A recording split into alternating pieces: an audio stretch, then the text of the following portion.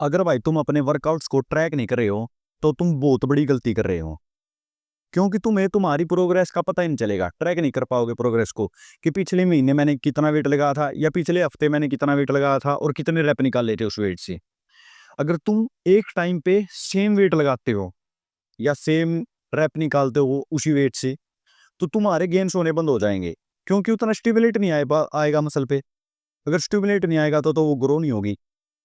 तो जितना स्टिमुलेट आता है उससे ग्रो होती है। अगर तुम बार बार वही सेम वेट मार रहे हो लगातार जाके, बहुत से बंदे देखे मैंने मेरे जिम के, जो वही वर्कआउट पिछले महीने कर रहे थे, वही वेट से वही उतने ही रैप निकाल रहे थे, तो उन्हें अपनी प्रोग्रेस का पता ही नहीं है कि कितने प्रोग्रेस की है।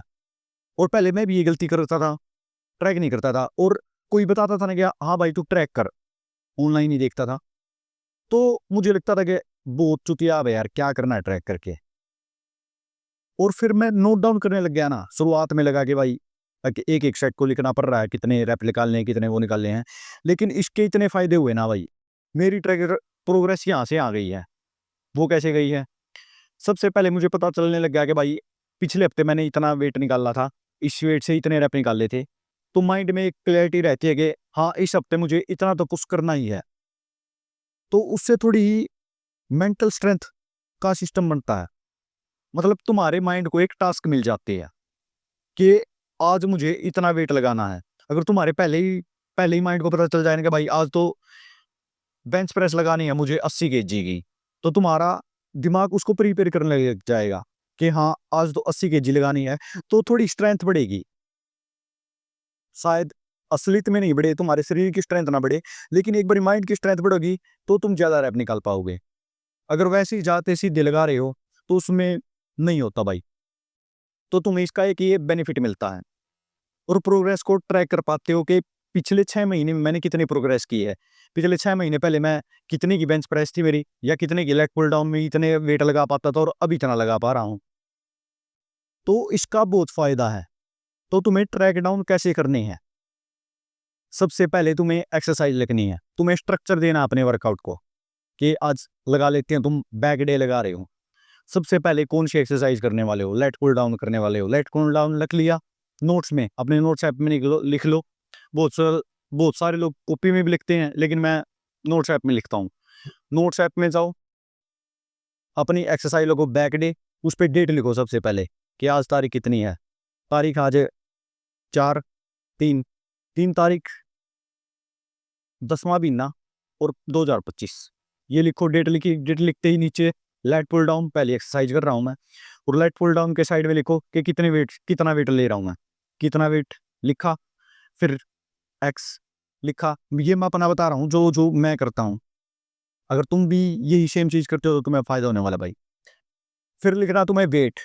वेट इतना लगाया, कितने सेट लगाऊँगा? 3 सेट लगाऊँगा। 3 सेट लिखे और फिर डैश लगा के कितने रैप निकाले मैंने। पहले सेट में कितने निकले, दूसरे में कितने निकले, तीसरे में कितने निकले। तुम अगर 4-4 भी निकाल निकाल रहे हो तो उसे लिख लो भाई। लिखे, फिर दूसरी एक्सरसाइज कौन-सी की, सीटेड रो की या और कोई सी की, पुल ओवर की या कोई भी एक्सरसाइज की, वो सारी एक्सरसाइज लिख लो। और एक बारी की मेहनत है ये, बार-बार नहीं करना पड़ेगा, बार-बार नहीं लिखना पड़ेगा डेली की डेली। मैं उसे क्या करता हूँ, फिर उसे कॉपी किया सेम वर्कआउट को। लगा लो मैंने ये पिछले हफ्ते का मेरा वर्कआउट था, ये सारा जितने भी रैप निकाले, जितने भी वेट लिया मैंने, उसको सेम टू सेम को कॉपी करो और नीचे जब अगले वर्कआउट में करे हो उसको पेस्ट करो। बस डेट चेंज कर दो और जो-जो तुमने वेट चेंज किए हैं या रैप फालतू निकाले हैं, उनको चेंज करते रहो। बस इतना ही करना है। इसमें ना तुम्हारा बार-बार तुम्हें करना पड़ेगा, कॉपी पेस्ट का सिस्टम है सारा। बस तुम्हें वो चेंज करने हैं कि कितना रैप मैंने बढ़ाया है या कितना वेट बढ़ाया है, वो चेंज करते रहो डे टू डे। और इससे तुम्हें बहुत फ़ायदा मिलेगा भाई। तुम्हारे प्रोग्रेस पूरा, अगर तुम पूरा साल का वर्कआउट कर रहे हो, तो तुम्हें पता चलेगा कि भाई मैंने पिछले साल में कितना वेट लगा रहा था और इस साल मैंने कितनी प्रोग्रेस की है। और इससे जितना ज़्यादा तुम वेट लगाओगे, उतनी ज़्यादा तुम्हारी गेन होंगी। तो तुम्हें दिमाग में रहता है कि हाँ भाई इतना वेट लगाना है, तो तुम्हें पता चलता रहता है। और अगर तुम सीधा जाते ही लग जाते हो और वही सेम वेट रिपीट करते रहते हो, तो गेन आने बंद हो जाएँगे भाई। और तुम्हारा स्ट्रक्चर्ड रहता है वर्कआउट। स्ट्रक्चर रहेगा जितना जितना वर्कआउट प्रोग्राम का तुम्हें पता होगा कि मेरा ये वर्कआउट प्रोग्राम लग रहा है, जितने भी ये एथलीट है ना, जितने भी मैंने 1-2 वर्कआउट प्रोग्राम लिए हैं किसी पे, उन्होंने यही सेम चीज़ जो मैंने अभी बताई है, इतना वेट, इतनी एक्सरसाइज, सारी ऐसी ही वर्कआउट प्रोग्राम बना के देते हैं। जितने भी बड़े-बड़े ये डाइट कोच हैं या एक्सरसाइज के कोच हैं, सारे ऐसे ही बना के देते हैं। तुम्हें कितने वेट से कितने रेप निकालने हैं। तो वही तुम अपने आप के साथ भी कर सकते हो। बस दिमाग में ये रखना, जैसे तुमने इस महीने लिए, इस हफ्ते लिए, तुमने 40 केजी के बेंच प्रेस से लिए 12 रैप, तो अगली बारी ट्राई करना है 45 से तुम्हें 8 निकले कम से कम, तीनों सेटों में।